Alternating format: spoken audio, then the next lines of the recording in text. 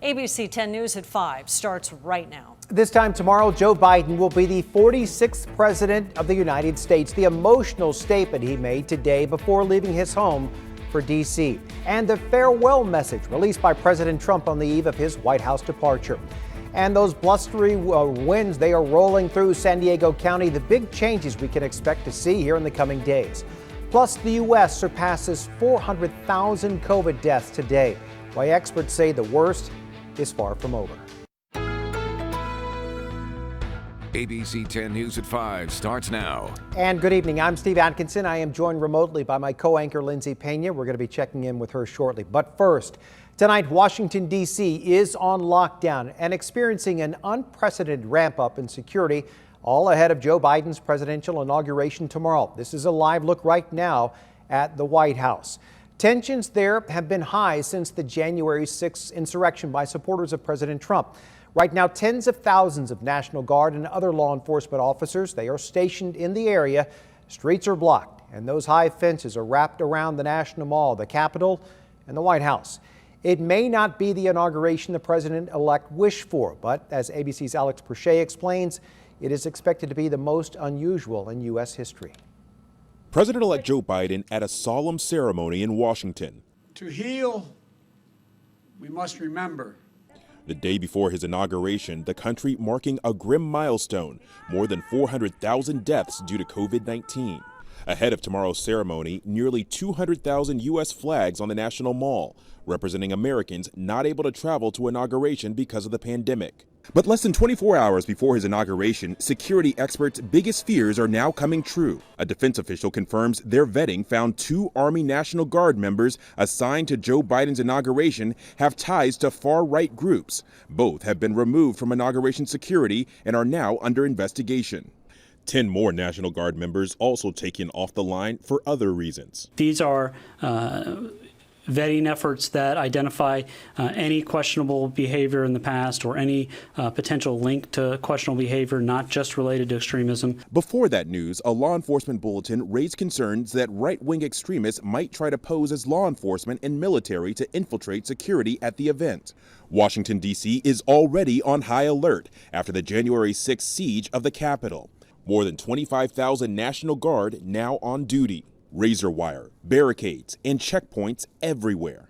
And this afternoon, President Trump releasing a video of his farewell address. This week, we inaugurate a new administration and pray for its success in keeping America safe and prosperous. Today, in what could be his last floor speech as Majority Leader, Senator Mitch McConnell placed blame for the attack on President Trump.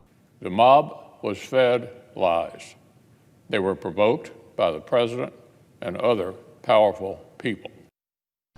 Noticeably absent from tomorrow's inauguration will be the Trumps. The president is avoiding it, instead holding his own send-off at Joint Base Andrews. Neither he nor First Lady Melania have invited the Bidens to the White House before the inauguration. It was a courtesy extended to the Trumps by the Obamas. Alex Perche, ABC News, Capitol Hill. And as we take a live look at the Capitol building, the streets of Washington, D.C. look unlike anything we've seen before. ABC 10 News reporter John Horn spoke to the former San Diego police lieutenant turned journalist, documenting it all from the ground. Where are you guys from? Pennsylvania. Former San Diego Police Lieutenant Ray Shea is spending the next 2 days documenting Washington, D.C.'s heavily guarded streets. Firsthand, right here next to him, like you just said, hey, they feel honored to be here. So Sure. America's coming together to protect this inauguration, and we'll go from there. Shea has traveled all over the country filming civil unrest as it unfolds, including in Portland and Kenosha. His goal now is to give people an on-the-ground perspective of the side of the inauguration the mainstream media's cameras may not capture. Close to the crowds, close to the events, close to the backing up trucks, close to the National Guard, so that people really get to feel what it's like to be here, because so many people are afraid to come right now. That's not just because of COVID, but also the violent backdrop of pro-Trump rioters who stormed the Capitol on January 6th, delaying electoral certification of Joe Biden's win, plus recent FBI warnings of more unrest on Inauguration Day. I feel confident attending the inauguration in person. We've had a number of security briefings. There are a huge amount of National Guard, of police presence.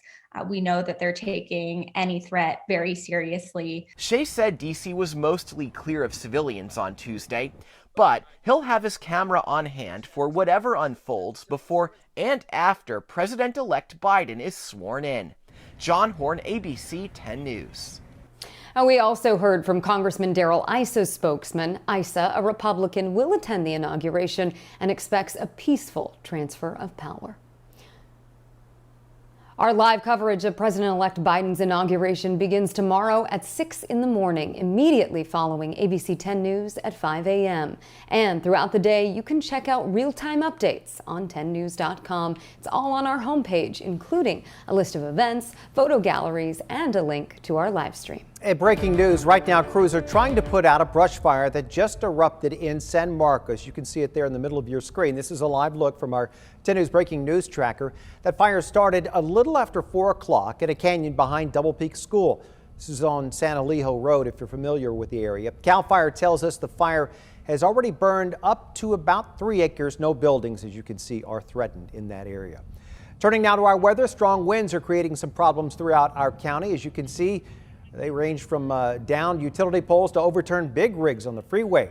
We'll have more on the damage here in just a minute, but first we begin our coverage with our meteorologist Leah Pizzetti. She's in for Angelica Campos tonight. You told us those winds were going to be countywide, and they were.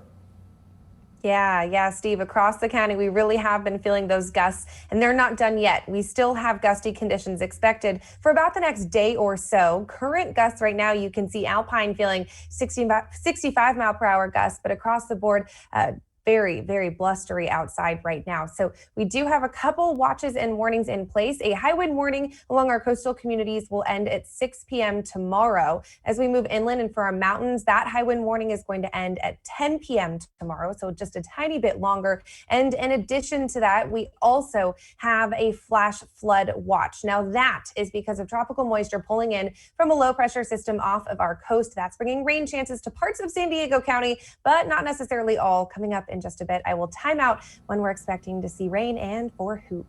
All right, Leah, thank you. The wind created all sorts of problems across our county as well.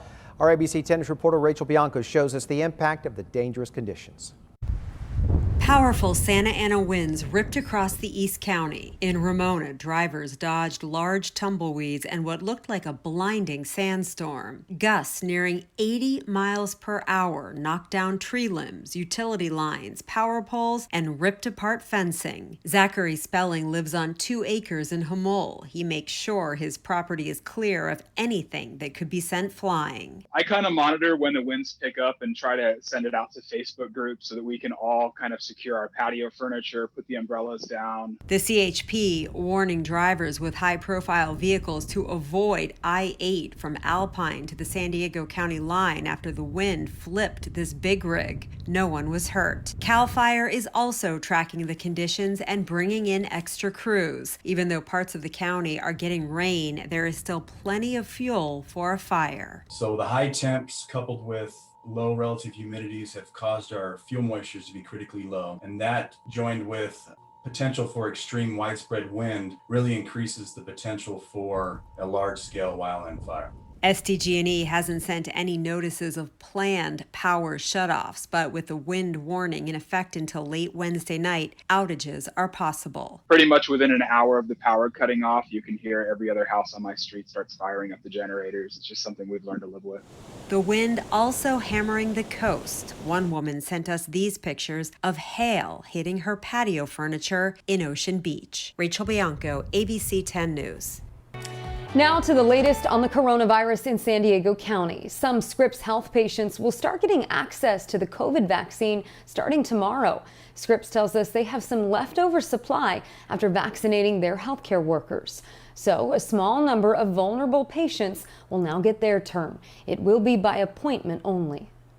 We don't want you driving by and seeing if you can make an appointment. We've had that happen today already, and we haven't even rolled out the sites yet. So I understand the angst and the want for the vaccine, but we want to do this as fairly as possible. To put this in perspective, Scripps has 6,800 doses available, but 150,000 patients in the eligible group. Anyone eligible for the vaccine is being notified through their online accounts. And county vaccine sites are now open to anyone 75 and older with an appointment. Yesterday, there were long lines and lots of confusion when people started showing up after the county made that announcement. ABC 10 News anchor Mary McKenzie followed a woman who was able to get in for her first shot this morning. The appointments that pop up on the county's website for the Petco Park vaccine site come and go quickly. I've seen 2 pop up and go away within a matter of seconds today. It's a very efficient system. All in all, things seem to go smoothly this morning compared to yesterday's confusion and lines of cars right after the announcement was made. Joyce DeJesus was able to make an appointment on Friday, but then was turned away when she got there because she wasn't a healthcare worker. We talked to her about that frustration, but she did get the appointment today. All's well that ends well. As for the second dose, when you register for the first appointment, you create a health account which puts you in the UCSD system. It's supposed to notify you when you can make an appointment for that second dose. As soon as they gave me the shot, I got a text to go back on there and schedule a second appointment, and I already got it. The county has a new vaccine dashboard on its COVID site, and Petco Park has been averaging 3,500 to 4,500 vaccinations a day. A county spokesperson tells me they do expect to get more vaccine this week, but they don't know how many doses. Mary McKenzie, ABC 10 News. In the meantime, another grim milestone. The U.S. has now surpassed 400,000 COVID deaths. And as ABC's Rena Roy reports, health experts say the so-called dark winter is far from over.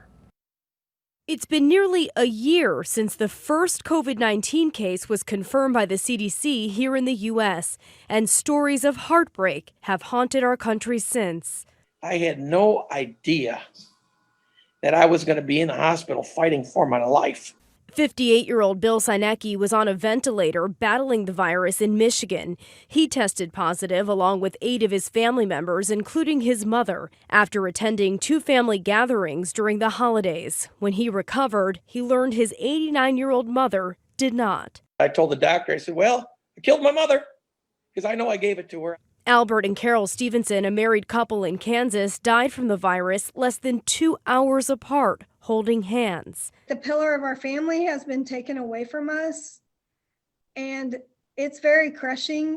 None of us feel like we have closure yet. Johns Hopkins University now says the U.S. has surpassed 400,000 COVID-19 deaths, and last week the nation saw its highest weekly increase in cases amongst children, with more than 211,000 reported. Now is the time to really buckle down, double down our efforts. And now new variants have been reported in many states, including California. We have to be extra careful when we go out into the community. The race to vaccinate sputtering along, with state officials opening up mass vaccination centers in hopes of speeding things up, including 5 new ones in LA County, plus this site in Connecticut. We have the National Guard, we have the Department of Public Health, we have lots of players.